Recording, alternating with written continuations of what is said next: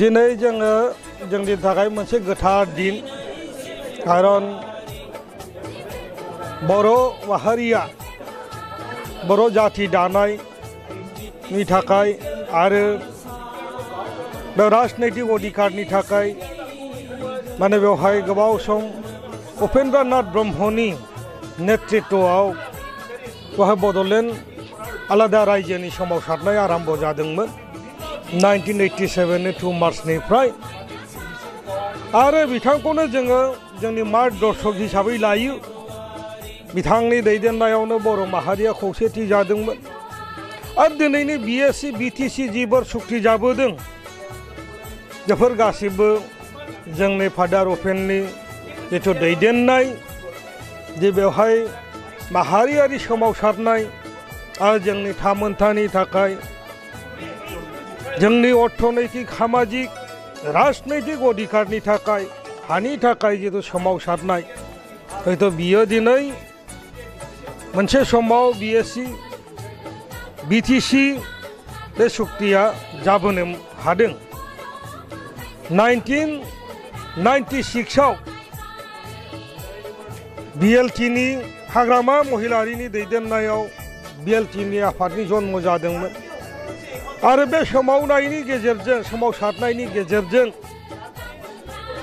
BTCनि सुक्ति जादों BTCनि सुक्ति जादोंमोन। बिनि गेजेरजों बे ओनसोलाव भारत संबिजितनि 6थि सिडुलनि गेजेरजों बियो बे सुक्तिया जादोंमोन। बिनि दारै बर'फ्रा आलादा रायजो मोनाखैबाबो गावनि आत्मनियन्त्रण अधिकारखौ हयथ' संबिधानिक जिथु सुरक्षा बेखौ जोङो मोननो हादोंमोन। बिनि गेजेरजों जोंनि ओनसोलाव रांखान्थिनि जौगानाय शिक्षानि जिथु परिबर्तन मानदण्ड आरो बे ओनसोलनि जिथु हान्था मेला बे ओनसोलनि कारेन्टनिफ्राय लानानै साइस्थ' खन्दनिफ्राय लानानै आबादारिफोरनि जिथु समस्या इरिगेसननि समस्या बेफोरखौ जोङो सुस्रांबोनो हादों। 15 बोसोर इन्टारिम गभर्नमेन्टजों 17 बोसोर हाग्रामा महिलारि बिथांनि दैदेननायाव बे ओनसोलाव गोदान मोनसे सोलायनाय दावगानाय बियो माने दफे दफे आवगायलांनो हादोंमोन आरो बियो दिनै हयथ' फैयै फैयै बर' सुक्ति दा जिथु होनदों बिटिआर होननानै बुंदों बिनि दारै मोनखानाय जि BTCनि सुक्तिनि दारै मोनखानाय जिथु क्षमता बेखौ दिनै माने बर'फ्रा खोमानानै लानो थांदों। खारन बियो खुनु सांबिधानिक सुरक्षा गैयै मोनसे सुक्ति जि सुक्तिया दिनैसिम आयेनाव खुनु परिणत जायाखै।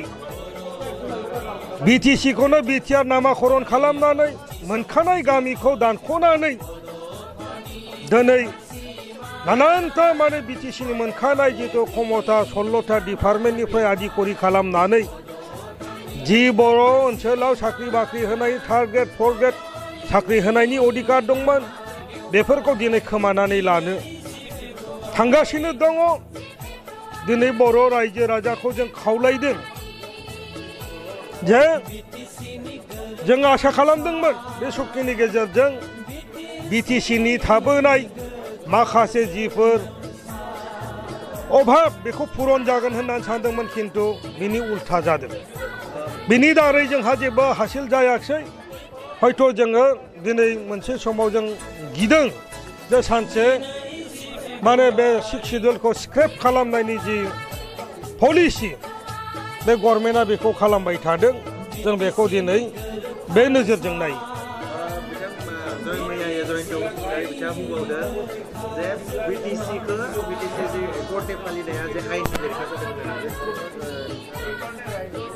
बिथांमोना हिस्ट्रिखौ सोलायनो हाया।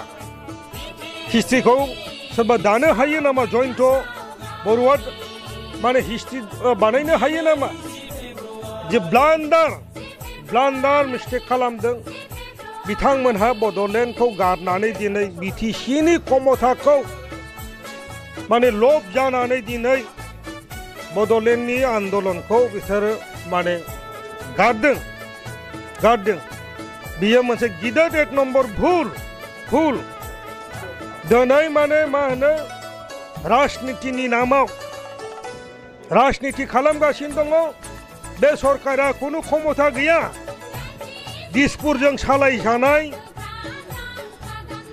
बिजेपिजों सालायजानाय फुथुला मोनसे सरकार बिथांमोना जेबो बिटिसि ओनसोलाव गोजोन थासारि आरो दावगानाय लाबोनो हाया बेखौ दिनै रायजोआव बयबो हमनो हादों आरो जों बेखौ मालाबाबो जानो होनो हाया बिपिएफआ बे 10 फेब्रुवारिखौ फालिलांगोन आरो बियो जाहैबाय भारत संबिधानजों गनायजानाय बे बिटिसि सुक्तिया 6 शेड्युलआ मोनसे आयेनाव फैबाय बियो जयन्त बर' बुंबा सोरबा बुंबा जाया 2003 सननि 10 थारिखआव बिटिसि सुक्ति जादोंमोन बियो दिनै संबिधानाव दं बे सोरबा जयन्त बर' सोरबा बुंबानो बियो गोमोरनानै थाङा